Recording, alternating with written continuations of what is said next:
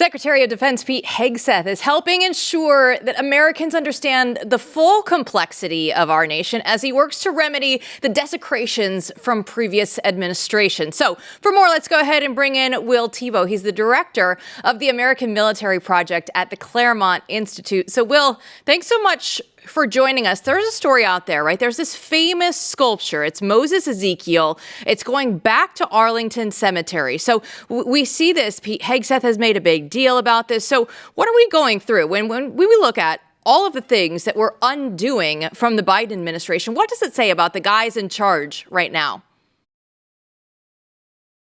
Well, right. And we should understand what we have been through. This monument was one of unity and healing for a nation deeply wounded after the Civil War. And it was constructed to bring the former Confederate states and the United States as a union, as they should be, and as it was, and as it still is. But what the Biden regime sought in the previous 5 years was a literal, physical, spiritual destruction of that history, wrinkles and all, to be sure. But I think what it says that Secretary Hegseth wants to restore this monument to Arlington is a belief in the American people and our homeland as not something that can be negotiated or reorganized or rewritten, but a concrete reality of our lives that spans many generations before us, but with the hope that it will continue for many generations after us. And they also understand in the Pentagon and in the White House, certainly, that the military is an inflection point for this national understanding, that the whims and the politics of big changes in our country are at the echelon of the United States military, whether it be at Arlington, whether it be in the ranks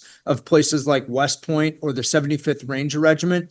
These are the critical institutions that we must preserve and protect. Secretary Hegseth has taken the absolute right action to restore this very reasonable, beautiful memory of our homeland, and not just some abstract idea of what the liberal establishment wanted us to be, for the past few decades. We know, Will, that was very eloquent and well said. Of course, I'm also happy at the fact that the good Secretary Hegseth is tweeting my guys, tweeting our boy Bedford out when he was talking about this on X. It was a very good thing. He has great taste in reading, great taste in his choice of articles. We like that.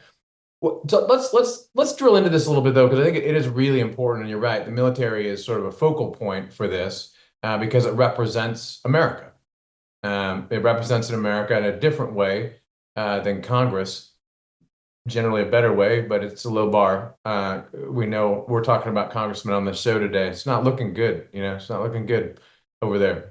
So why did they do this? I mean, do you remember this? This is a Lloyd Austin thing, right? I mean, did they say why they had to rip this down?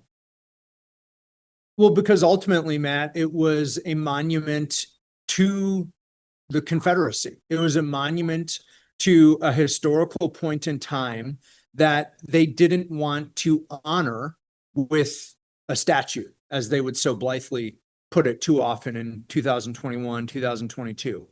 And they don't want the Confederacy. They don't want people that they view as so backwards and abhorrent by our modern era to have any purchase in the American story.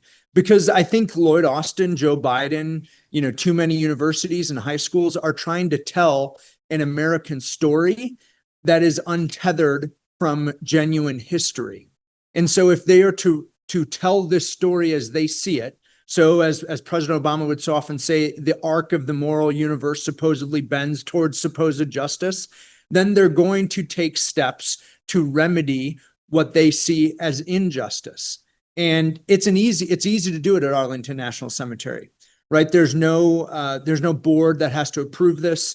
There's no vote of Congress. This can be a unilateral action by the Secretary of Defense and the president at the time to remove monuments. And you'll notice that there was never going to be a mob at Arlington. That was almost too on the nose, I think, for the Biden administration.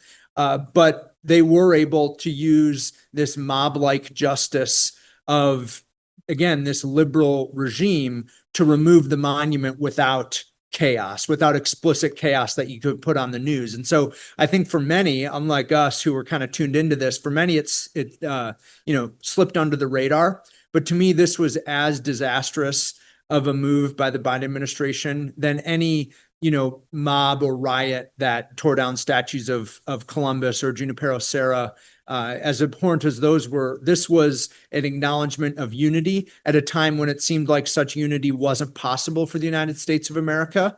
And I think it's a realization when Lloyd Austin removed this monument that they didn't want unity. They wanted power and victory for their regime, and that's what they sought.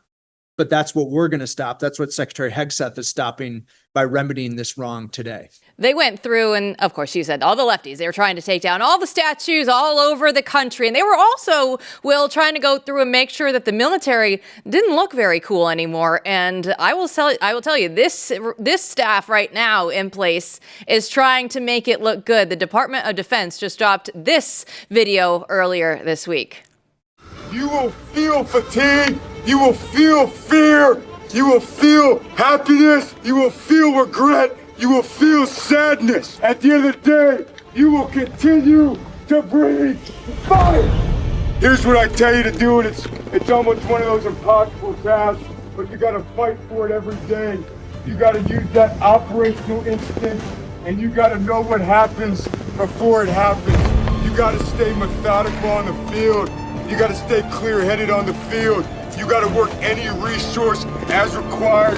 Kill the enemy, kill the enemy, kill the enemy!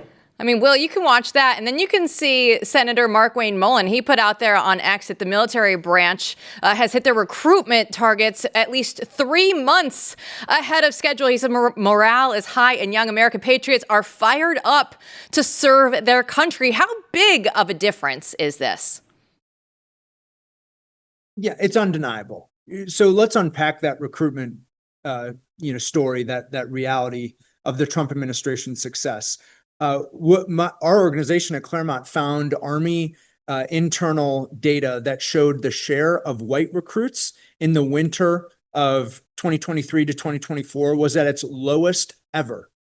In essence, there were fewer and fewer white Americans joining any branch of the military, in particular the Army, than at any point in previous recorded history. But what you also saw happen was the utter failure of the DEI regime's effort to make the military more diverse. Because, and this is, a discussion for a whole other show, perhaps, more diverse populations were not joining the military to make up for the precipitous decline of the share of white recruits. But again, the Biden administration, the Lloyd Austin Pentagon, were trying to force diversity metrics, quotas in every division, every unit, every office of the United States military. It shows, though, that this wasn't necessarily some popular trend of opinion that needed to shift back to our side over time. The recruiting crisis of the Biden administration was anti-white discrimination happening as intended, right? There were quotas, again, from any institution to an ROTC program to the Pentagon writ large, that demanded proportional racial representation in every subdivision of an organization in the military.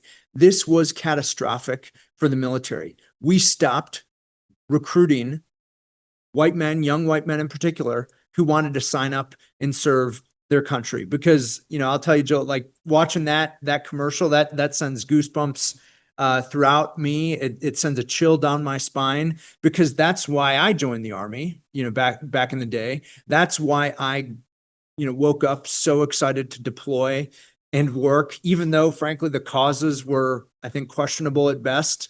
But I was there with my brothers, putting everything on the line so they would be okay and we would be victorious together. That is, I think that is something that is a mission that, harnesses the spirit of any man, any reasonable American man. It's why we want to serve. And then it is the responsibility of political leaders in the Pentagon, elected members of Congress, to properly harness that motivation, that vigor for righteous ends. It is truly an enduring project to do that. But the Biden administration missed that entire equation because they wanted the military to be a tool of social experimentation so it could look like the nation writ large, regardless of the lethal effects that it would have for a more diverse but less ready military that we've seen for too many years before President Trump took his oath of office in January of this year. Will Thibeau, we're going to have to leave it at that. That was so well said. We ran out of time. We'll definitely have to have you back on because I love actually going through and having a little up, something good, something to make you feel good. Matt, one last comment? No, I'll leave it at that. I think you're right. I mean, the turnaround is so sudden, it's stark, and it tells us a lot about what the problem was and what the solution is. Will Thibeau. Thanks for having me, guys. We'll see you again soon. Don't go anywhere. We'll be back with your replies to finish out the show right after this.